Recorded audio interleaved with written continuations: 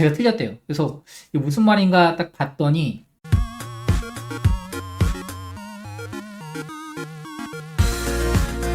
네, 안녕하세요. 데스노트입니다. 오늘은 영어에 대한 이야기를 또 한번 해보려고 하는데요. 이 미국에서 일하기 위해서는 얼만큼 영어를 잘해야 하는가에 대한 내용이 될 거예요.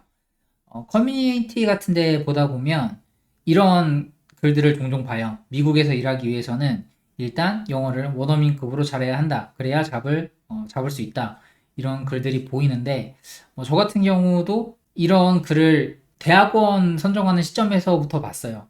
그 오퍼를 받고 나서 어디를 갈지 고민을 할 때 이 레퓨테이션을 좀 찾아보느라고 여기저기 검색을 했는데 한국 사이트 말고 레딧이나 쿼러 같은 곳에서도 이런 내용들이 좀 보이거든요. 그때 예전에 이제 누군가 올려놓은 글이에요. 콜롬비아의 어플라이드 애널리틱스의 레퓨테이션이 어떠냐 뭐 이런 질문이었는데 그 여러 댓글 중에 하나 기억이 남는 게 댓글 쓰신 분이 이 프로필 사진을 딱 보니까 백인 노인분이었어요.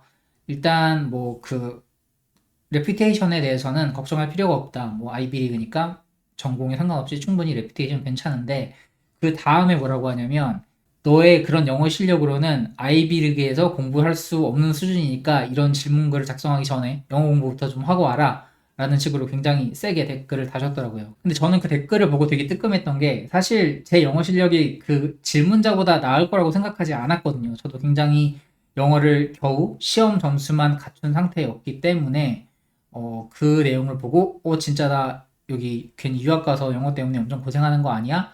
라는 걱정도 있었습니다. 결과론적으로 보면 어쨌든 잘 졸업하고 취업까지 해서 지내고 있습니다.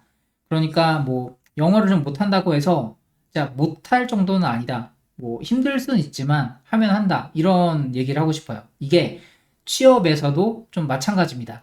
그리고 특히나 이거는 좀 테크 쪽 한정된 얘기일 수도 있어요. 왜냐하면 제가 지금 경험한 바가 이쪽밖에 없기 때문에 좀 한정적이긴 한데 일단 결론부터 말씀드리면 꼭 그렇게까지 영어를 잘해야만 일할 수 있는 건 아니다 라는 말씀을 드리고 싶습니다. 뭐 테크 쪽 같은 경우는 뭐 코딩을 주로 하기 때문에 뭐 이 버벌은 그렇게 크게 중요하지 않은 걸까? 어떻게 보면 그런 부분도 조금 있을 수는 있겠죠. 근데 그런 것보다는 뭐 아무리 테크 쪽이라고 해도 부서원들이랑 커뮤니케이션은 계속 해야 되는 거고 경우에 따라서는 프레젠테이션 해야 될 때도 되게 많고요. 즉 말할 일이 별로 없어서 괜찮다는 의미로 제가 이런 얘기를 드리는 건 아니에요. 다만 테크 쪽에는 아무래도 이 외국인들이 좀 많다 보니까 그 비율이 많다 보니까 정말 영어가 되게 천차만별입니다.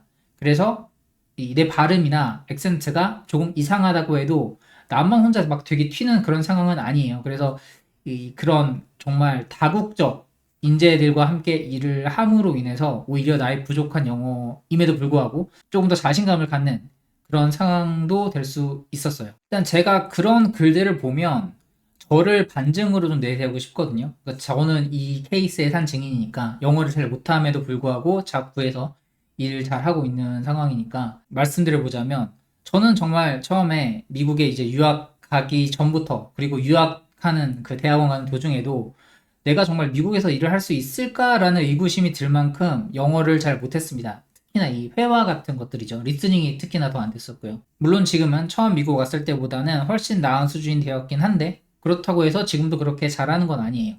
물론 여기서 뭐 영어를 잘한다, 못한다의 개념은 상대적이기 때문에 제가 잘 못한다고 하는 게 누군가한테는 그 정도면 잘하는 거지라고 할 수도 있죠. 하지만 일단 확실하게 말씀드릴 수 있는 거는 일단 절대 저는 원어민급은 아닙니다. 특히나 스몰톡 같은 것에 굉장히 취약해요. 이게 회사에서 일하는 상황, 그러니까 업무적인 영어가 차라리 조금 나은 게 스몰톡 같은 경우는 얘기의 주제가 막 이리 갔다 저리 갔다 할 수 있고 특히나 갑자기 뜬금없이 튀어나오는데 내가 잘 모르는 주제에 대한 얘기가 나오면 이게 정말 더 어려워져요. 반면에 이 회사에서 얘기를 할 때는 일단 내가 잘 아는 주제죠. 그리고 대화의 맥락이 대체로 예측이 가능합니다. 이 대화가 막 뜬금없이 잡담하는 상황처럼 이리저리 주제가 막 튀거나 그러진 않아요. 항상 어떤 맥락이 있고 이 사람이 무슨 얘기를 할지 어쩔 땐 예측도 가능하고 그러기 때문에 일반적인 상황에서보다는 일할 때 쓰는 그 영어 대화가 훨씬 더 어려움이 덜한 편이에요. 업무할 때 제 영어 실력에 대해서 좀 객관적으로 평가를 해보자면 일단 그래도 하고 싶은 말은 다 할 수 있습니다. 유창하게 하진 않아요. 유창하진 않는데 일단 필요한 부분에 대해서 뭐 설명하는 거, 설명도 할 수 있고, 뭐 의사 표명도 할 수 있고, 프레젠테이션은 정말 시간 좀 많이 들여서 준비를 하는 편이에요. 제가 거기서 뭐 절거나 어떤 질문이 들어왔을 때뭐 답하는 과정에서 버벅거리고 싶지 않기 때문에 조금 더 준비를 많이 하는 편이고, 그냥 가벼운 미팅에서 오가는 대화는 완전 유창하거나 막 이렇게 스무스하진 않지만 그래도 업무에 지장이 없을 정도로는 한다 정도로 말씀드릴 수 있을 것 같아요. 저 같은 경우는 이 말하는 것보다는 오히려 좀 리스닝에 취약해요. 말씀드렸다시피 정말 다양한 스타일의 영어가 있기도 하고 특히나 원어민들 중에서는 말 빠른 사람들도 굉장히 많거든요. 그래서 저는 종종 다시 말해달라고 할 때가 있습니다. 상당히 빈번하게 있어요. 근데 이렇게 다시 말해달라, 못 알아들었으니까 다시 말해달라라고 하는 거에 대해서 조금 어려움을 느끼시는 분들이 있죠. 그러니까 내가 이걸 못 알아들었음을 티내고 싶지 않아서인 경우도 있고, 뭐 그렇게 하기가 미안해서인 경우도 있는데, 저는 이 부분에 대해서 조금 더 적극적으로 그런 얘기를 해도 된다라고 생각하는 이유가 이게 꼭 영어 때문이 아닐 수도 있거든요. 그러니까 한국말로 얘기를 할 때도 한국말 자체는 다 알아들었는데 이 내용 자체가 이해가 안 돼서 다시 얘기해달라라고 물어볼 때가 있지 않습니까? 이게 마찬가지예요.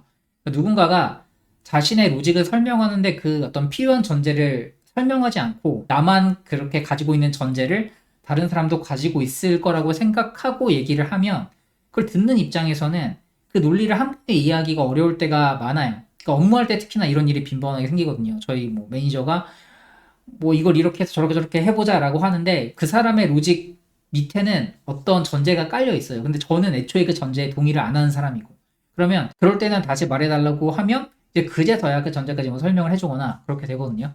이 못 알아들었을 때 영어 때문이든 그냥 영어는 알아들었으나 정말 이게 무슨 말인가 이해가 안 돼서이든 다시 말해달라고 물어보는 게 꼭 내가 영어를 못 알아들었기 때문인 건 아니니까 상대방도 뭐 때문에 그렇게 말하는지 모르기도 하거든요. 그래서 좀 더 부담 없이 그냥 못 알아들었으면 다시 말해달라라고 당당하게 말하면 됩니다. 그러면 오히려 이렇게 대화하는데 조금 더 편해지기도 하고요.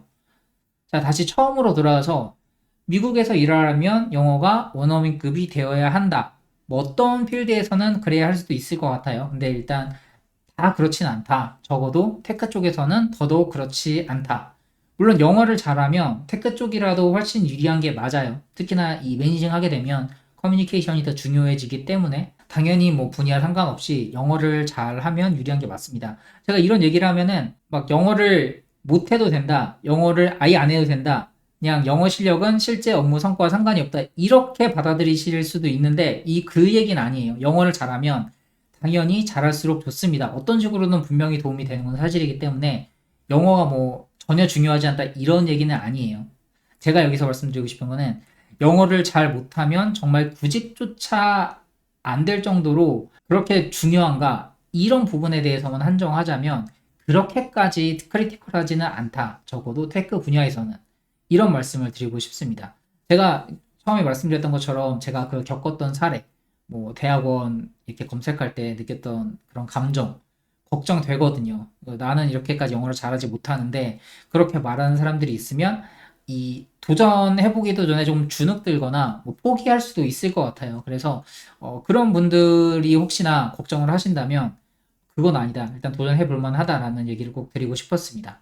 그리고 또 뭐 하다 보면 느는 게 언어이기 때문에 저 같은 경우는 뭐 일 시작하기 전보다 당연히 일하면서 영어 실력이 더 나아진 부분도 있고 그냥 계속 부딪히다 보면 그게 뚫리는 시점이 올 거라고 생각해요. 영어 좀 부족하셔도 도전하는 데는 전혀 문제가 없으니까 너무 좌절할 필요는 없다. 요거 하나만큼은 꼭 말씀드리고 싶었습니다. 아, 그리고 영어 얘기가 나왔으니까 말인데, 이 번외로, 제가 사실 이 오늘 왜 영어 주제를 잡았었냐면은, 회사에서 미팅하다가 제가 좀 바보 같은 짓 같은 걸 했는데, 이 마케팅 관련된 미팅이었거든요. 이 마케팅 관련해서 머신러닝 모델을 도입해가지고 성과를 측정하는 그런 과정에서의 미팅인데 그 저희가 회사에서 지난달에는 SNS 채널로 마케팅을 하지 않았어요. 문자로만 이렇게 뿌리고 이 뭐 페이스북 이런 데는 올리지 않았었는데 제가 그 얘기를 했거든요. 그런데 다들 지난달에 SNS를 했다는 거예요. 그래서 아니다 무슨 소리냐 SNS 절대 안 했는데 확실히 제가 그거는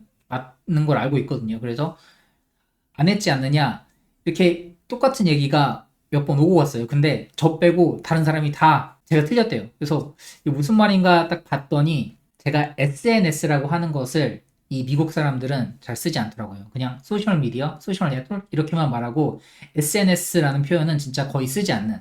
이 친구들은 이거를 SMS로 알아듣는 거예요. 문자 메시지. 그러니까 우리는 지난달에 문자를 보내는데 무슨 소리냐?